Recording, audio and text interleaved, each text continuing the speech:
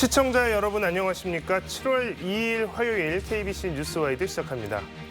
극심한 경기 침체와 함께 우리 국가 경제 전체의 활력이 떨어지고 있어서 우려가 큽니다. 특히 일자리 부족과 고용의 질 하락으로 청년들의 경제 활동 의욕도 갈수록 낮아지고 있는데요. 실제로 일도 구직 활동도 하지 않는 그냥 쉬는 15살에서 29살 사이 청년이 전국적으로 40만 명에 달하는 것으로 조사됐습니다. 상대적으로 좋은 일자리가 부족한 것으로 알려진 광주 전남에서는 해마다 1만 명이 넘는 20대 청년들이 대부분 수도권으로 떠나고 있습니다. 오늘 청년 일자리와 관련해서 전남대학교 경제학부 서일원 교수님과 함께 이야기 나눠보겠습니다.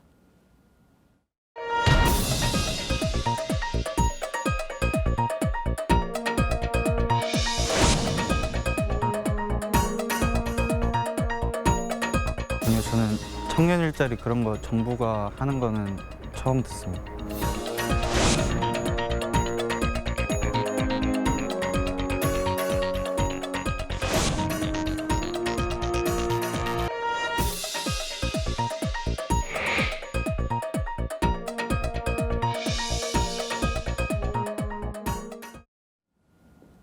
네, 교수님 어서 오십시오. 예, 안녕하십니까. 자, 대학에서 학생들을 가르치고 계시다 보니까 이제 청년 일자리의 심각함이라든지 좀 실상이라든지 이런 것들을 좀 아주 많이 가까이서 잘 느끼고 계실 것 같습니다. 지금 졸업을 앞두거나 구직 활동을 앞둔 학생들 많은 어려움 호소하고 있을 텐데요. 어느 정도나 좀 어려운지 어떻게 체감을 하고 계신지가 좀 궁금합니다. 예, 구직 활동은 사실 늘 어렵습니다. 최근에 사실 더 어려워지고 있는데요. 제가 IMF를 대학 다니던 시절에 겪었는데 그 이후로 사실은 취업 시장이 좋았던 적이 별로 없었던 것 같습니다. 우리 이제 학생들에게 이야기를 들어보면 가장 큰 어려움은 역시 본인이 원하는 일자리가 내 주위에 없다라는 점인데요.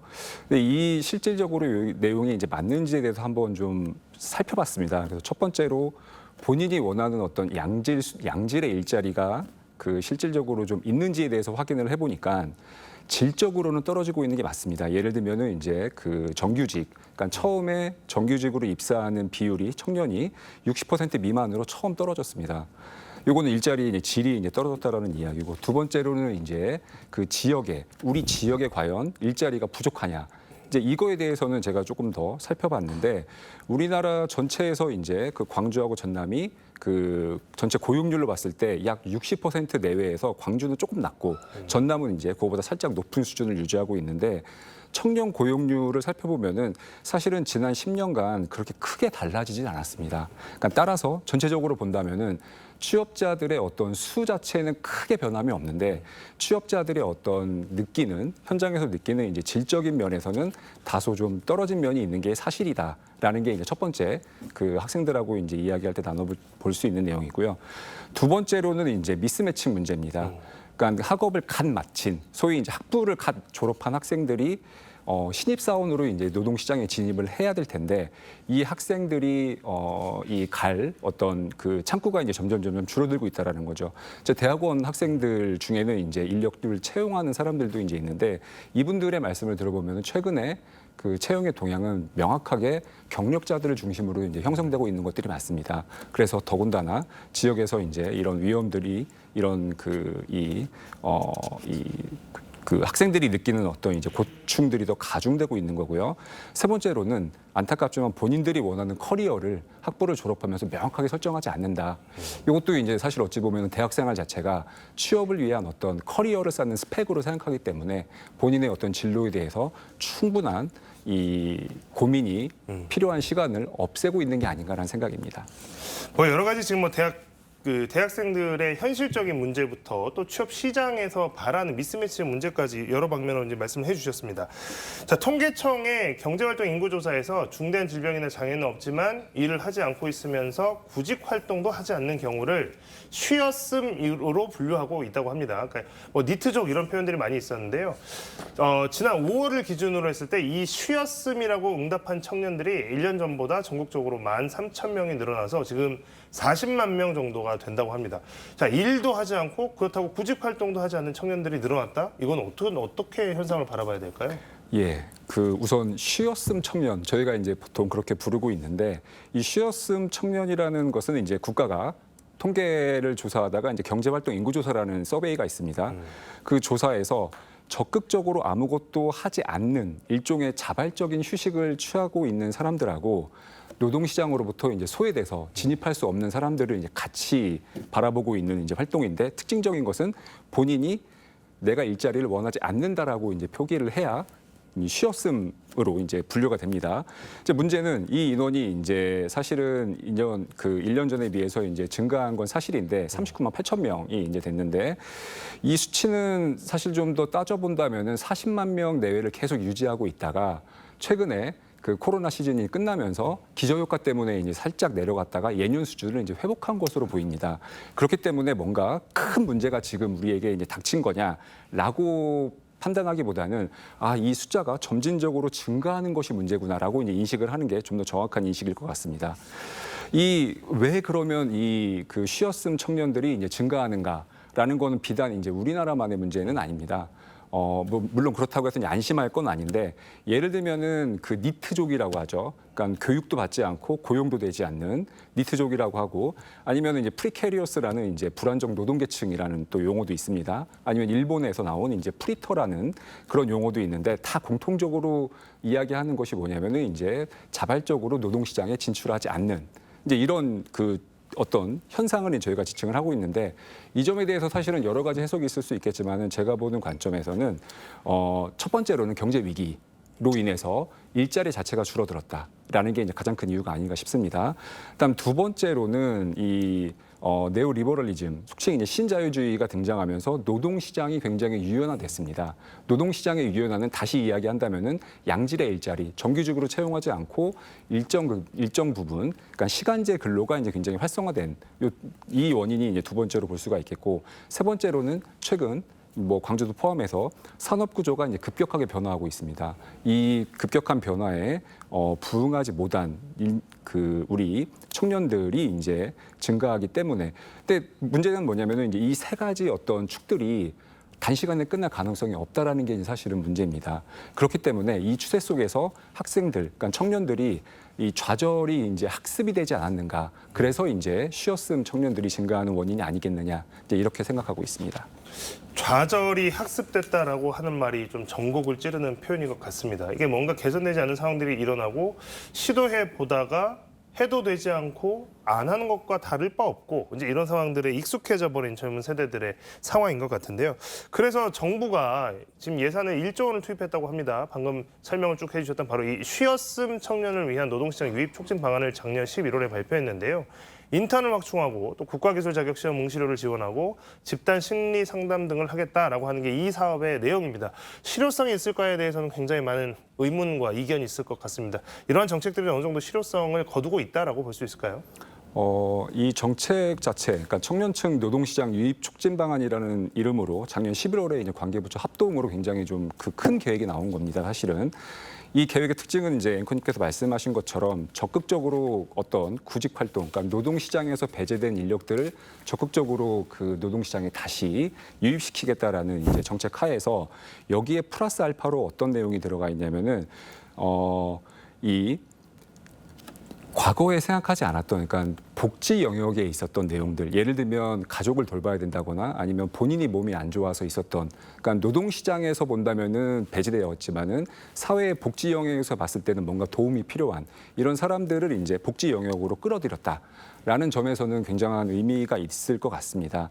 하지만 제가 보는 관점에서는 마치 이 문제의 원인을 우리 쉬고 있는 이 청년들에게 뭐가 문제인데 왜 쉬고 있는데, 그러니까 마치 문제의 원인을 이제 우리 청년들에게서 찾는다라는 관점에서 만약에 이 정책을 놓고 본다면은 이 청년 어떤 일자리 문제는 사실은 기성세대가 만들어준 문제도 이제 상당 부분 있는데 마치 이 문제의 원인을 그 당사자에게 직접적으로 찾는 것은 아닌가. 라는 이제 우려가 들어서 사실은 좀 근본적인 대책이 될 수 있을까라는 점에 대해서는 상당히 좀 주목해 봐야 될 필요가 있고, 사실은 2024년도부터 이제 저희가 시범 사업이기 때문에 좀 계속적으로 저희가 좀 지켜볼 필요가 있겠습니다.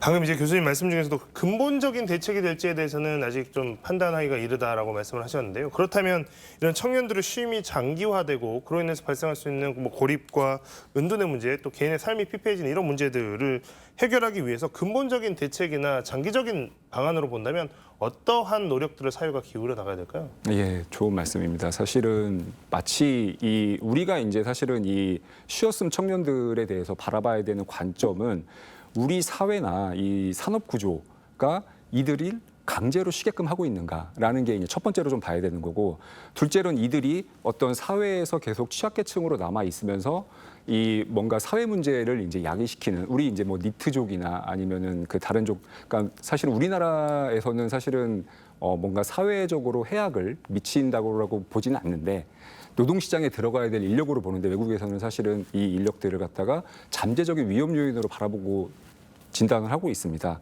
근데 저희도 이제 이런 방식으로 접근을 하면 좀 안 된다라고 생각을 하고 있습니다. 근데 저는 이제 정책적인 대안으로 본다면은 아무래도는 조금 더 이제 긍정적인 방향으로 이들에게 뭔가 좋은 모습을 좀 보여주는, 예를 들면 우리가 이제 전에 있었던, 지금은 사실은 없어졌습니다만은 청년 내일 채용 공제 같은 제도가 있었습니다. 일정 부분 중소기업에서 근무를 하면은 개인과 그 기업이 내는 만큼 정부가 매칭을 해서 어떤 목돈 형태로 이제 지급을 해줄 수 있는 이제 이런 형태의 제도가 있었는데, 그러니까 부의 형성에 국가가 적극적으로 개입을 하는 형태인 거죠. 이런 방식으로 근로를 하면은 뭔가 목돈도 만들 수 있고, 기업 입장에서 본다면은 이 안정적으로 인력을 좀 확보해 나갈 수 있다라는 장점이 있기 때문에 저는 이제 이런 것들을 지역 관점에서 우리가 한번 좀 적용을 해보면 어떨까. 예를 들면 국가가 이제 더 이상 그 사업을 진행을 하지는 않으니 지자체에서 그 우리 청년들의 자산 형성에 기여하면은 이게 이제 다시 우리 지역 경제로 환수되기 때문에 그런 관점들을 좀 적극적으로 생각해봐야 되지 않을까 싶습니다. 네. 자, 지금 저희가 방금 쭉 설명을 많이 했던 이제 쉬었음 청년과는 조금 다르게 이제 취업을 희망하지만 이제 본인이 원하는 일자리를 못 찾을 것 같아서 취업을 접은 구직 단념 청년도 있습니다. 이 개념도 좀 뭐 이미 나와 있던 개념이긴 한데요. 올해 들어서 다시 증가세라고 합니다. 지난 5월까지 올해 월평균 청년층의 구직 단념자는 12만여 명으로 집계됐습니다. 지난해보다 11,000명이 늘어난 수치인데, 단순히 청년들의 취업 눈높이가 높아서 이런 일이 생기는 걸까? 구직을 못하는 걸까? 뭐 이렇게 봐야 되는 문제인지, 아니면 노동시장에서 청년 일자리에 이렇게 매칭이 되는 과정에서 다른 문제점은 없는지 좀 여러 가지로 고민해봐야 될 문제인 것 같은데요. 어떻게 보십니까? 예, 우선 그 저희가 이 단어가 주는 어떤 힘이 있기 때문에 구직 단념 청년에 대해서 이제 굉장히 좀 뭔가 부정적인 의미로도 이제 사용을 할 수가 있을 것 같습니다. 하지만은 저희 이제 통계표를 자세하게 좀 살펴보면은 사실은 이 구직 단념 청년에는 어떤 개념이 같이 포함되어 있냐면은 잠재적인 구직자이라는 뜻도 이제 같이 포함되어 있습니다. 왜냐하면은 이제 지난 4주간 적극적으로 구직 활동을 하지 않은 사람이 포함되는데, 예를 들면 제가 적극적으로 구직 활동을 하다가 잠시 좀 쉬고 있는 사람도 이제 포함을 하고 있거든요. 그렇기 때문에 이 구직 단념 청년들이 이제 뭔가 문제가 된다라고 이제 바라보는 것은 사실은 한쪽만 바라보는 그런 우를 범할 수가 있습니다. 그래서 이제 조금 더 살펴봤는데, 사실은 이 취업이라는 어떤 통계 자체가 굉장히 좀 계절성도 있고, 이 뭔가 좀 이 패턴이 이제 있는 모습이기 때문에 굉장히 파악하기는 쉽지는 않습니다. 그래서 이제 그 좀 쉽게 좀 정리를 하면은 사실은 우리나라에서 구직 단념자들은 40만 명 내외에서 계속 왔다 갔다 하고 있었습니다. 그랬는데 이 코로나 시즌이 이제 끝나면서 기저효과 때문에 사실은 마찬가지로 이 구직 단념자들이 내려갔던 거고, 지금 수준은 냉정하게 보자면은 예년 수준을 이제 회복하고 있는 게 아닌가라고 이제 생각이 듭니다. 그렇기 때문에 이 지나치게 구직 단념 청년들이 그 증가하는 거에 대해서 우리가 이제 그 우려를 할 필요는 없습니다만은, 마치 이게 청년자들의 눈높이가 너무 높아져서 일자리가 이렇게 있음에도 불구하고 그러니까 선택을 하지 않는 거 아니냐라는 점을 사실 좀 우려스럽습니다. 이런 점에 대해서 저희가 좀 살펴봤는데, 저희가 이제 조사한 통계를 보니까는 이 청년 취업자들이 희망하는 임금 수준을 물어봤는데 200에서 300만 원 수준이 사실 50% 이상이 나왔습니다. 그러니까 200에서 300만 원이 그러면 높은 수준이냐? 라는 거를 한번 살펴보면은 우리나라 월 평균 임금 전체 평균이 약 300만 원 수준. 그 중에서도 정규직이 430만 원, 비정규직이 190만 원. 이게 2023년 기준인데 이 수준이기 때문에 이 어떤 그 청년들의 눈높이가 지나치게 높아져서 이 시장에 진입하지 않는 거라고 하기에는 증거가 조금 부족하다라고 생각을 하고 있습니다. 네. 자, 지난 5월 청년층 임금 근로자 중에 상용 근로자 수가 1년 전보다 19만 5천 명이 줄었습니다. 관련 통계를 집계한 2014년 이후에 역대 가장 큰 폭의 감소라고 하는데요. 양질의 일자리로 평가되는 상용직이 줄어들었다는 것은 그만큼 청년층 고용의 질이 악화됐다라고 분석을 해봐야 되는 거겠죠?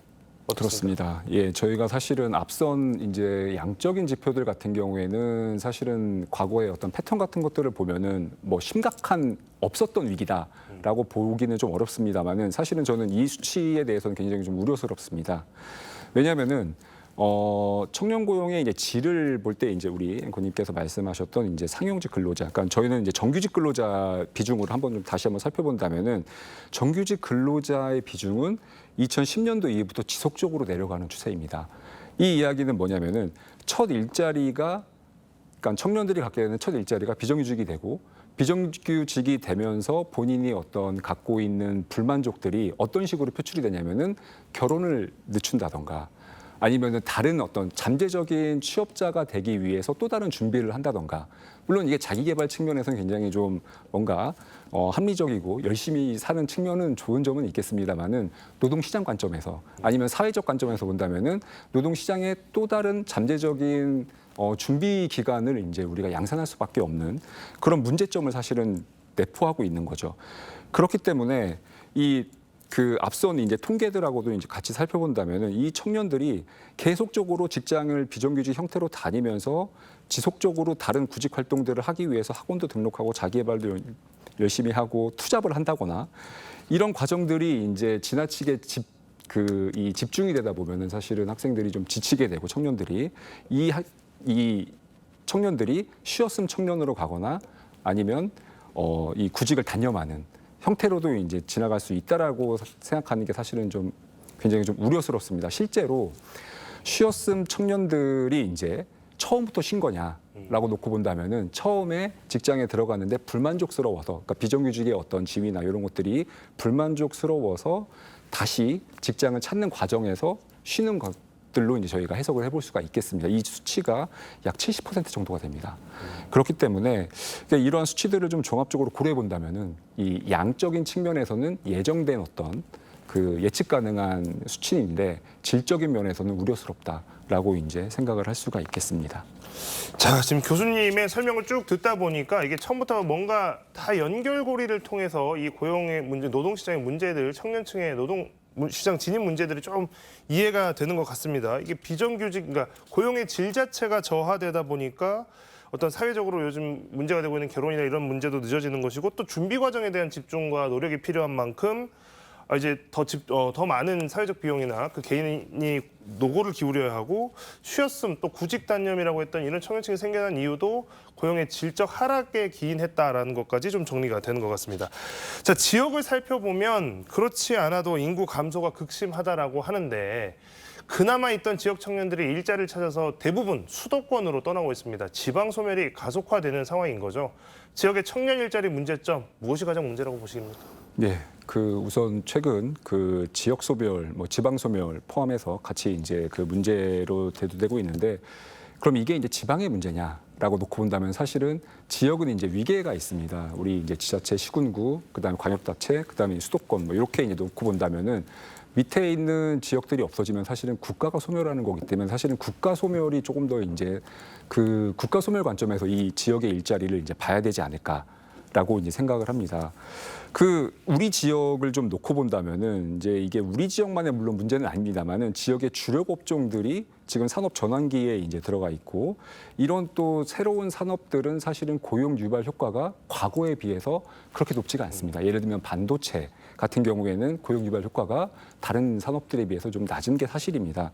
이제 이런 점들을 좀 고려한다면은 사실은 과거처럼 지역에서 어떤 대규모 공채를 할 수 있는 기업을 유치한다거나 이제 이런 것들이 이제 점점 더 어려워지고 있는 것이죠.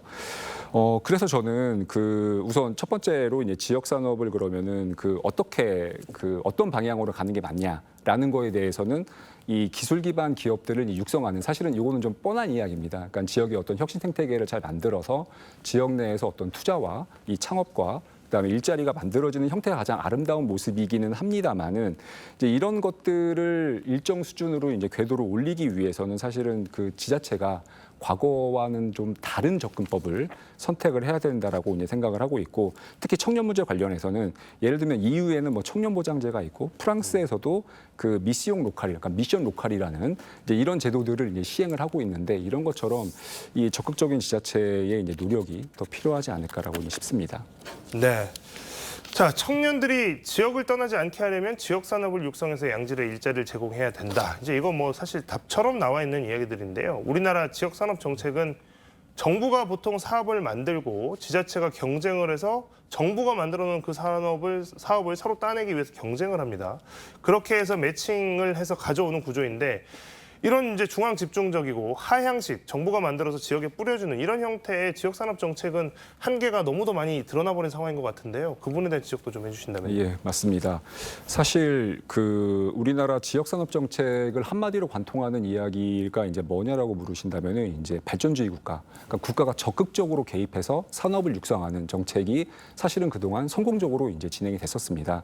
예를 들면 뭐 우리 광주뿐만 아니라 이제 울산이나 이런 지역들을 보시면은 지역마다 특화 산업들이 있고 그 특화 산업을 이제 육성을 함으로써 그 지역 발전이 이제 따라오는 형태로 갔기 때문에 지역 지자체 입장에서 본다면은 정부가 어떤 사업을 추진하는지에 반해서 지켜보고 있다가 플러그인을 하면은 우리 지역도 같이 발전을 하는 형태로 이제 진행이 됐었는데 문제는 이 방식이 잘못됐다가 아니라 이런 방식으로는 이제는 한계가 좀 왔다.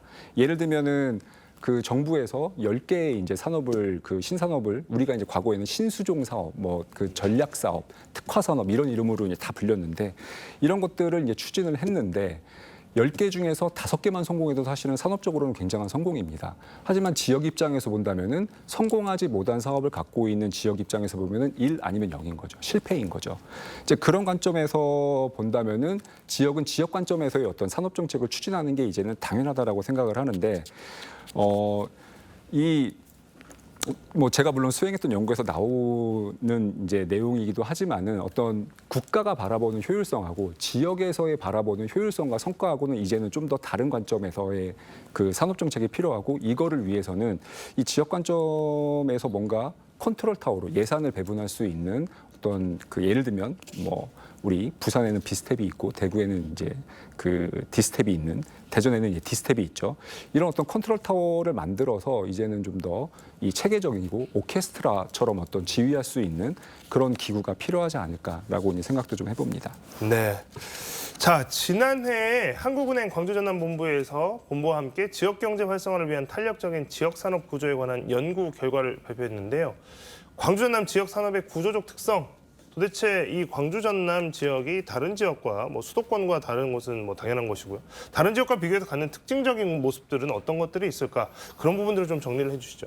네, 작년에 이제 한국은행 광주 전남 본부의 의뢰를 받아서 이제 우리 대학교 김소영 교수와 같이 이제 연구를 했는데 사실은 앵커님께서 말씀하신 이제 탄력적인 지역 산업 구조. 그러니까 탄력적이라는 게 뭐냐라고 한다면은 사실은 지역 경제는 계속 어떤 위기가 됐든지 간에 위기는 이제 올 수밖에 없는 것이고 위기가 왔을 때 이전 상태로 빠르게 회복할 수 있는 그런 내적 역량을 좀 갖추자라는 거를 이제 연구를 한 거고 그 중에서 어떠한 산업 구조를 갖고 있는 게 이제 보다 더 빠른 회복력을 갖게 되느냐라는 거에 대해서 사실은 좀 비교를 좀 해봤습니다. 첫 번째 비교한 건 광주가 이제 이런 케이스에 해당되는데 지역에 거점 산업들이 있고 거점 산업들끼리 서로 연관이 되어 있습니다. 예를 들면 자동차, 철강, 전자, 부품 이런 지역들은 이제 서로 연관이 되어 있기 때문에 한쪽에서 충격을 받더라도 다른 산업이 그 충격으로 이제 흡수해주는 역할을 하고 있습니다.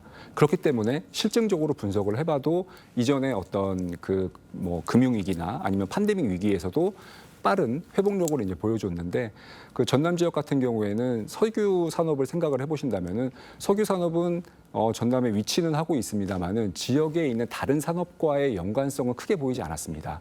그러니까 이 지역에 있는 그 크긴 하지만은 산업 규모 자체가 크긴 하지만 다른 산업과의 연관성이 없기 때문에 이런 산업 같은 경우에는 충격을 받으면은 다른 쪽으로 전이익이 되거나 흡수되기가 굉장히 좀 어려운 구조인 거죠. 이거를 대입해 보면은 앞서 이제 제가 말씀드렸던 국가가 추진하는 10개의 사업 중에서 5개가 성공인 이 사업을 한번 생각을 해보시면은 국가는 어떤 기술 자체, 산업 자체를 만들고 싶어 하는데 지역 입장에서 본다면은 그게 우리 지역에 그렇게 효율적이지 않을 수 있다라는 겁니다. 우리 지역의 어떤 레거시들, 이 전략 산업들이 이제 그거에 같이 녹아들어서 융합되어야 우리 지역 입장에서 본다면은 지역의 탄력성이 높아진다라는 내용이었습니다. 기존에 발전해왔던, 기존에 보유하고 있던 어떤 산업의 구조와 더불어 함께 발전할 수 있는 그런 형태의 새로운 산업 전략이 필요하다라는 말씀해 주셨습니다. 자, 광주는 지금 그런 관점에서 이제 보자면 광주는 지금 인공지능과 미래차 산업을 이야기하고 있고요. 전남은 에너지, 우주항공, 데이터, 바이오 이제 이런 것들을 첨단 전략 산업을 지정을 해서 미래 먹거리, 지역의 미래 먹거리, 또 미래 성장 동력으로 삼고 있습니다. 이러한 산업들 지금 가고 있는 방향은 방금 말씀하신 것처럼 그렇다면 기존에 꾸려왔던 어떤 산업 구조와의 시너지가 일어날 수 있는 분야라고 보시는지, 그리고 이러한 산업들이 핵심적으로 지역의 산업으로 뿌리내리기 위해서는 어떤 방향성이 더 필요한지 그 말씀을 좀 듣고 싶습니다. 예, 사실은 어려운 주제입니다. 그러니까 과거와 다르게 이제 이 공무원들, 특히 이제 정책 위반자들 입장에서는 풀어야 될 어떤 방정식이 더 복잡해진 거죠. 첫 번째는 뭐냐면은 이제 그 지역의 전략 산업이 과연 우리 지역에 도움이 되는가, 우리 지역 일자리에 도움이 되는가라는 점에 대해서 철저하게 고민을 하고 이제 시작을 해야 된다라는 점입니다. 예를 들면은 그 데이터 센터와 같은 산업들은 이제 외부에서 봤을 때는 4차 산업의 어떤 핵심이고 굉장히 좀 좋은 산업으로 평가를 받는 그러니까 신산업이기 때문에 각 지자체들이 육성을 하려고 도입을 하려고 그 각축전을 벌이지만은 실질적으로 지역 경제에 도움이 되는가? 데이터 센터 안에 들어가 보면 그 안에 들어있는 장비들은 이제 외산 장비들이고 그 안에서 운영하고 있는 인력들은 최소 인원만 있고 대부분은 다 이제 리모트에서 이제 운영을 하고 있는 형태인 거죠. 그렇기 때문에 과연 이 산업을 이 밸류체인 전체에서 우리 이제 AI 산업도 사실은 AI 산업 중에서 어디냐라는 거가 이제 더 중요한 거죠. 밸류체인 중에서 어디냐고 그 어디냐에 해당되는 것 중에서 과연 지역의 고용이나 부가가치 면에서 충분히 가치가 있는 건가라는 점을 우리가 퍼펙트하게 이해하고 있지 않고서는 사실은 산업은 융성하는데 우리 지역은 공간만 빌려주는 이제 이런 방식이 될 수 있다라는 점을 이제 우리가 주의를 해야 됩니다. 그러면은 이제 어떻게 하는 것이 이제 어떤 바람직한 방법이냐에 대해서 사실 여러 가지 방식이 있을 수 있겠습니다만은 우리가 이제 그동안 산업 정책을 바라봤을 때 정부가 지원하는 방식을 정부가 이제는 어떤 수요의 플랫폼을 제공하는 방식으로 이 공공기관이 어떤 수요 시장이 될 수 있는 방식으로 추진하는 것이 시장과 같이 갈 수 있는 길이다라고 생각을 하고 있습니다. 네. 자, 지금까지 우리 사회 가장 큰 고민 중 하나인 청년 일자리를 중심으로 지역의 산업까지 서일원 전남대 경제학부 교수와 함께 이야기 나눠봤습니다. 교수님, 오늘 말씀 고맙습니다.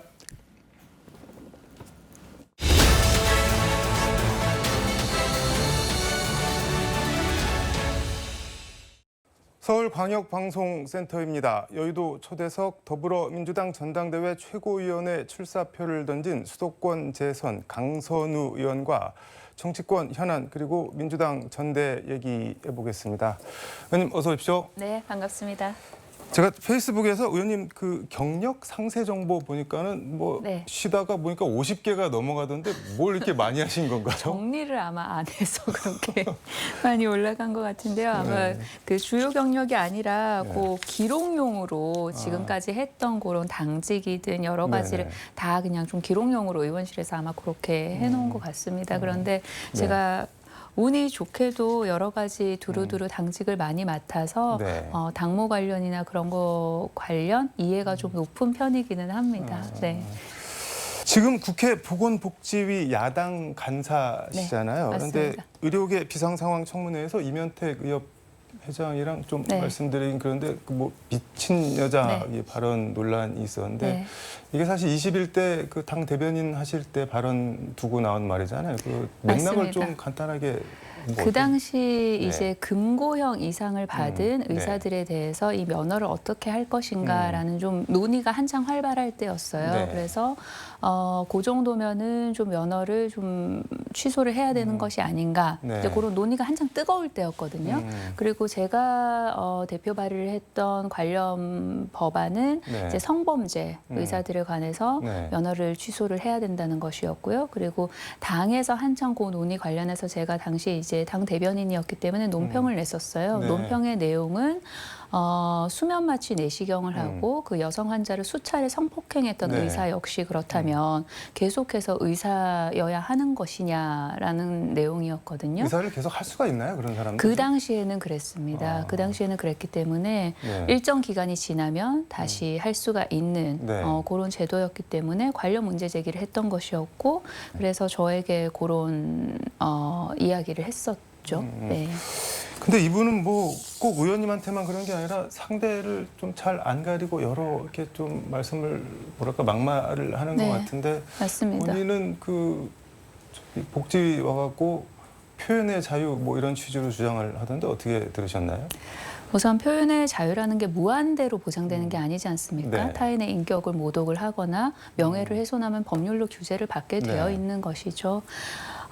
저는 이 이면택 회장의 그간의 언행이나 아니면 기행 관련돼서 예를 들면은 휴진에 동참하지 않는 아동병원협회를 향해서 멀쩡한 애를 입원시키는 사람들이다. 그런 이야기들도 했었거든요. 자기네 그렇다면 동료한테도 그런. 네, 동료한테도 그런 이야기를 했었고 근데 이분이 어쨌든 의협 회장 선거로 뽑힌 거잖아요. 그럼 맞습니다. 의협에서는 왜 이런 분을 뽑았을까요? 그러면? 저도 잘 알 수 없는데 아마 좀 전투력이 강한 대표를 원하지 않았나라는 그런 생각이 드는데요. 그런데 그 당시 선출을 할 때는 이제 이 이면택 회장이 됐는데 지금 의협 내부 상황도 굉장히 복잡합니다. 이 의정 갈등을 겪으면서 그러니 이 정부도 그렇고요. 국회도 그렇고요. 그리고 전공의들도 그러하고요. 그리고 의대 교수들도 그러하고요. 이면택 회장을 지금 인정을 하고 있지 않습니다. 그래서 의협 내에 또 다른 특위가 꾸려졌어요. 올바른 의료 특위라고 꾸려졌는데 거기에서 이면택 회장이 배제가 됐습니다. 이분이 지금 이렇게 대표성이 없는데. 이거를 그럼 뭐 어떻게 풀어야 되나요? 정부 대응 뭐 총체적으로 어떻게 보고 계세요? 정부는 청문회에서 다들 지켜보셨겠지만 이 우선 2,000명 숫자에 대한 근거를 내놓지를 못했습니다. 그리고 지금 이 갈등을 촉발한 주체가 정부이지 않습니까? 네. 그럼에도 불구하고 본인들이 이 문제를 해결하겠다고 국회에서 예를 들어서 공론화 특위를 꾸리는 것에 대해서 굉장히 저어하는 입장이에요. 아니 논의를 좀 하자는데 왜 그 자체를 거부하는 건가요? 이해가 잘 안 되는데.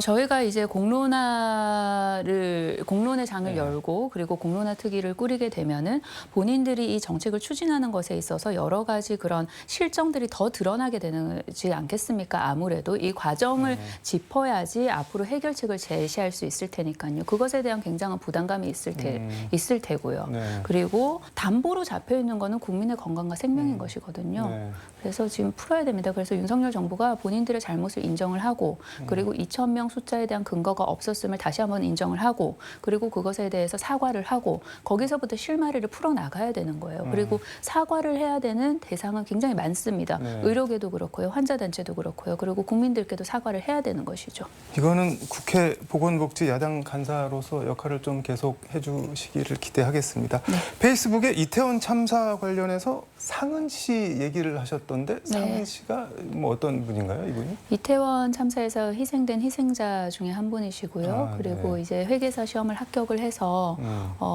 일을 막 시작을 하려던 그런 청년이었습니다. 네. 그래서 상은 씨 어머니께서 우리 아이는 늘 그 나이에 머물러 있을 테니 매해 우리 아이 생일 때 청년들과 좀 밥을 나눠 먹고 싶다 이렇게 하셔가지고 그 생일쯤 해서 함께 김치찌개 식사 나누는 그런 자리가 있었는데 그 친구가 상은 씨입니다.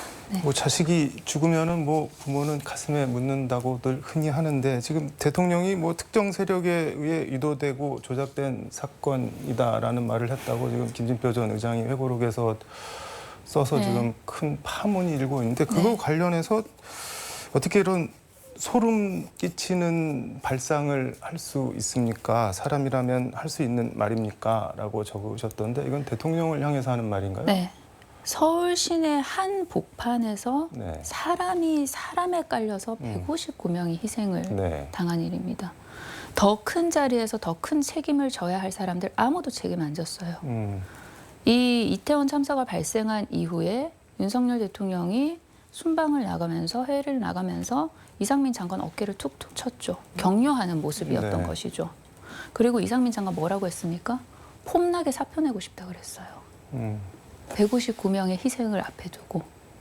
그런데 그 사건이 특정 세력에 의해서 조작이 됐을 가능성이 있다? 이게 할 수 있는 생각일까요?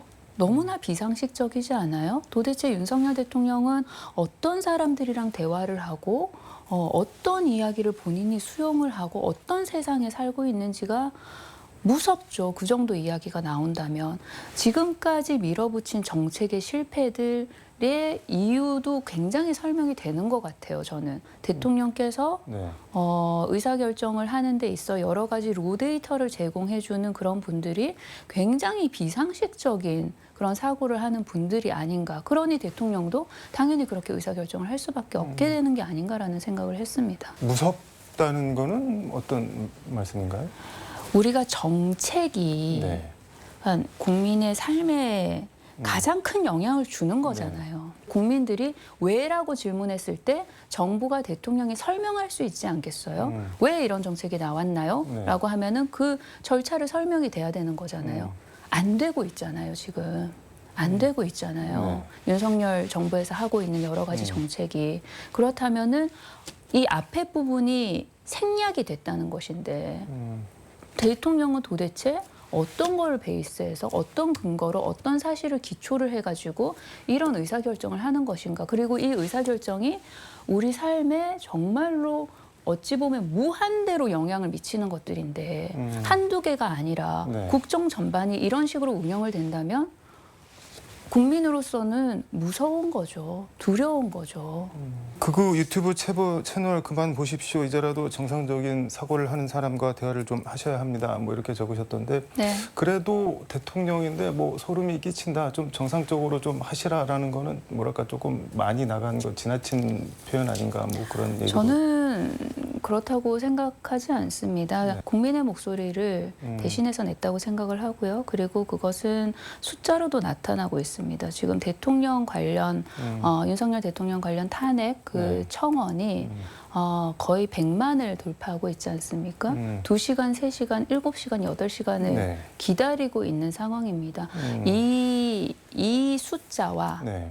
이 기다림의 이면에는 분노라는 것이 있는 것이거든요. 윤석열 대통령이 그걸 잘 읽어야 됩니다. 그걸 읽지 않고 계속해서 외면하면 네. 민심의 파도는 점점 더 거세질 겁니다. 근데 뭐 탄핵 청원 말씀해 주셨는데 지금 여당에서는 그러면은 저 이재명 대표 정계 은퇴 사퇴 그 청원 한번 올려보자. 그것도 금방 100만 갈 거다. 뭐 그렇게 얘기하는 여당 인사들도 있던데요. 이런 큰 정치인의 거취에 관련된 네. 그런 여론은 정치권이 먼저 이니시에이트 할 수가 없어요. 그러니 윤석열 대통령 탄핵을 예로 들어보자고요. 네. 민주당이 끌고 갈 수 있는 이슈가 아니에요. 민주당이 어떻게 끌고 가면서 7시간, 8시간을 기다려서 그 청원에 참여를 하게 합니까? 그거는 기술적으로, 현실적으로 불가능한 이야기예요. 네. 여의도는 민심을 받아서 어떤 형식적인 틀을 제공하는 역할을 하는 곳이거든요. 그러니 그것에 관련해서 국민의힘이 다시 한번 생각을 해보면 답이 나오지 않겠어요?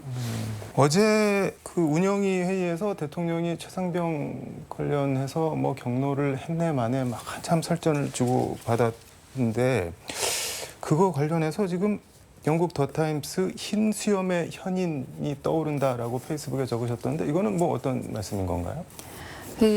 어제 운영위에서 네. 대통령 경로 관련해서 국민의힘과 정부 인사들이 네. 더 경로를 했죠. 그러면서 여러 가지 뭐 이야기들이 오고 갔고 그 이전에도 국민의힘은 그런 이야기를 했었어요. 대통령이 경로하면 안 되냐고. 안 됩니다. 대통령은 경로를 하면 안 됩니다. 경로를 왜냐하면 안 했다는 거 아닌가요? 어제 얘기는? 지난번에는 했다는 것을 전제로 하면 안 되냐고 했었고요. 그래서 하면 안 된다는 국민 여론이 굉장히 높아지니 이제 와서는 다시 안 했다고 하는 것이고요. 그러니까 본인들이 계속해서 입장을 바꾸는 거죠. 이렇게 해봤다가 안 되겠는데 밀리는데 그러면은 다시 입장을 바꾸고 이 얘기를 했다가 안 되겠는데 그럼 다시 입장을 바꾸는 것이고요. 아니 대통령실에 계시는 수석이나 뭐 실장 정도면 어쨌든 대한민국을 움직이는 사람들인데 그 정도라는 말씀인 건가요? 그냥 왔다 갔다 이렇게 하고 있다는 건가요? 지금 그렇지 않습니까? 관련해가지고 그 이태원 참사 관련해서 조작이 됐을 의혹이 있다라는 그거 관련해서도 대통령실이 뭐라고 했냐면요. 본인들은 이러저러한 조치를 취했고 윤석열 대통령도 그 당시 차선만 하나 더 열면 되는 것인데 왜 다 그것을 하지 않았냐고 이야기를 했고 그러면서 마지막에 뭐라고 했냐면은 그래서 윤석열 대통령이 이태원 특별법도 과감하게 수용하지 않았냐고 그랬어요. 이게 얼마나 오만방자한 태도입니까? 윤석열 대통령이 이태원 특별법을 지금 과감하게 수용할 입장입니까? 겸허하고 당연하게 수용해야 되는 거 아니겠습니까? 그러니 이 대통령실이 여론이 이렇게 어느 정도인지 모르고 이렇게 이야기를 했다가 네. 다시 큰일이네 싶으면 말을 바꾸고 다시 큰일이네 싶으면 말을 바꾸고 지금 그런 행태인 거잖아요. 근데 영업사원 1호를 자청하시는 윤 대통령의 핵심 수출 품목은 K 무속 정치다. 이거는 또 무슨 얘기인가요? 시중에 그런 이야기들이 굉장히 많이 떠돌죠. 그런데 저는 그런 여론이 있는 이유는 하나라고 생각해요. 그 여러 가지 정책에 대해서 그리고 집행에 대해서 네. 과학적인 근거나 객관적인 팩트로 기초를 해서 우리가 이러한 결론을 도출했다는 것을 설명을 못하고 있기 때문인 거예요. 아니 설명을 못 한다고 그게 그 뒤에 무속이 있다 이렇게 또 단정을 할 수는 없는 무속이 거잖아요. 있다라고 단정을 할 수는 없으나 그 여러 가지 시중에서 나오는 이야기들을 그렇게 듣고 전달은 충분히 할 수가 있는 것이죠. 그거는 질문을 하는 것이잖아요. 왜 이런 결론에 도달했는데 네. 아무런 근거가 없습니까? 왜 자료를 못 내는 겁니까? 라는 것에 대한 질문은 충분히 할 수 있는 거 아니겠어요? 근데 의원님 개인적으로는 약간 무속에 의지하거나 극우 유튜브에 의지하는 측면이 있다고 보시는 건가요? 저는 그게 그렇지 않다는 것을 네. 윤석열 대통령이 그리고 용산에서 증명을 해줬으면 좋겠어요. 자료로. 그리고 어떤 팩트에 기반해서 우리가 이렇게 했다라는 것을 상식적으로 납득할 수 있도록 내놨으면 좋겠어요. 그러면은 이런 질문을 할 필요가 없죠. 근데 이게 도대체 뭐 소송도 무엇에 그렇고, 근거를 한 것이지? 왜? 왜? 답이 안 나오는 거잖아요. 물어봐도 답을 못 하는 거잖아요. 그러니 그런 이야기들을 질문을 던지는 수밖에 없게 되는 상황인 것이죠. 알겠습니다. 이 얘기는 이 정도로 하고 민주당 최고위원회 출마하셨는데 출마의 변 한 말씀 들어보도록 하겠습니다. 정당은 정권을 가지고 오는 것이 목표입니다. 그러기 위해서는 민주당이 단일 대우로 흐트러짐 없이 수권의 준비를 해야 하는 것이고요. 저는 지도부에 입성을 해서 소위 자기 정치를 하지 않을 사람 중에 한 명입니다. 이번 최고위는 다양한 전문성을 가진 정말로 일을 잘하는 그런 지도부로 구성이 돼야 하는 것이고요. 그리고 저는 가장 민생을 가까이서 챙기는 보건복지 관련해서 전문성을 가지고 있는 사람입니다. 수권을 하려면 다들 말씀하시잖아요. 정책적인 선택에 있어서 본인의 삶과 가장 밀접한 그런 정책을 어느 당이 더 잘 제안을 하고 그리고 그것을 실천할 능력이 있느냐를 판단받는 거 아니겠습니까? 관련해서 많은 응원과 동의를 구해올 자신이 있습니다. 출마 선언문 보니까는 이재명 대통령 시대 강선우가 열겠다 그렇게 적으셨던데 뭐 지금 말씀하신 취지인 거네요, 그러니까. 네. 이건 뭐 우문이긴 한데 왜 이재명 대통령 시대가 열려야 되는 건가요, 그런데? 이재명 대표 같은 경우에는 굉장히 이렇게 여의도에서 트레디셔널한 정치인의 길을 걸어온 사람이 아닌 것이죠. 어찌 보면은 이재명 대표의 삶은 삶 전체가 생존이었어요. 생존이었고 그가 정치인이 된 이후에도 그의 길은 생존이었고 그 생존의 방식은 혁신이었습니다. 지금 우리 사회가 가장 필요로 하는 것 개혁, 혁신, 그다음에 실천인 거죠. 이미 많이 증명을 했던 사람이에요. 이재명 대표라는 사람이. 그래서 이재명이 대통령이 되면 여러 가지 면에 있어서 민생, 외교, 국방, 안보 개혁하고 혁신하고 그것을 실천할 적임자이다라는 것을 많은 국민들께서 동의를 해주고 계신 상황이지 않습니까? 아직 근데 뭐 직접적으로 보여준 거는 뭐 없지 않냐 뭐 이런 반론도 있을 것 같은데요. 왜 없습니까? 이재명 대표가 성남시장이던 시절, 그리고 경기도지사였던 시절, 그리고 이제 민주당의 이재명 대표가 되어서 그가 정치적으로, 정책적으로 성공했던 많은 직접적인 성과들이 있지 않습니까? 그래서 그것을 평가를 하는 것이죠. 네. 근데 이재명 대표에 대해서 반대쪽에서는 뭐 전과 사범 그리고 뭐 형수 욕설 같은 거 언급하면서 이런 사람이 그 일국의 대한민국의 대통령이 되는 게 맞냐 뭐 그렇게 지적 비판하는 사람도 있습니다. 그건 어떻게 보세요? 본인의 상처와 흠결에 대해서는 여러 번 입장을 밝혔고요. 그리고 관련해서도 국민 여러분께 사과의 말씀도 드린 걸로 알고 있습니다. 그가 걸어온 길이 굉장히 가난했었고요. 배가 고팠었고요. 그리고 상처가 많았었고요. 굴곡진 삶을 살았습니다. 그런 이재명의 굴곡진 삶이 지금 현재 굉장히 어려운 전투를 민생 현장에서 하고 계신 국민들 곁에 섰을 때 저는 많은 좋은 긍정적인 결과들을 낼 수 있을 거라고 확신합니다.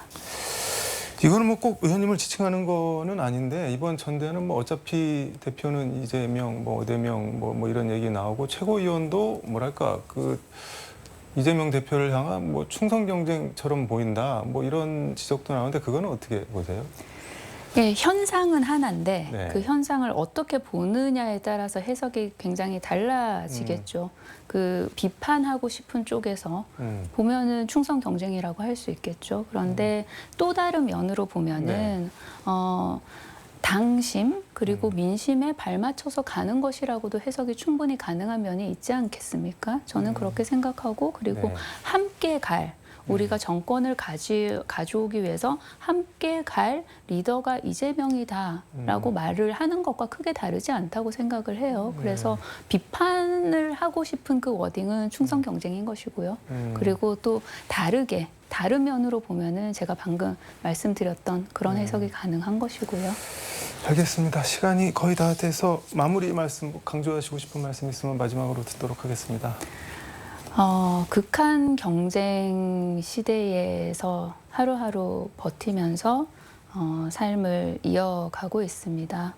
민주당이 우리 국민의 삶의 희망, 그 희망이 확신으로 바뀔 수 있도록 수권 정당의 모습을 확실하게 보여주는 그런 지도부의 일원이 되겠습니다.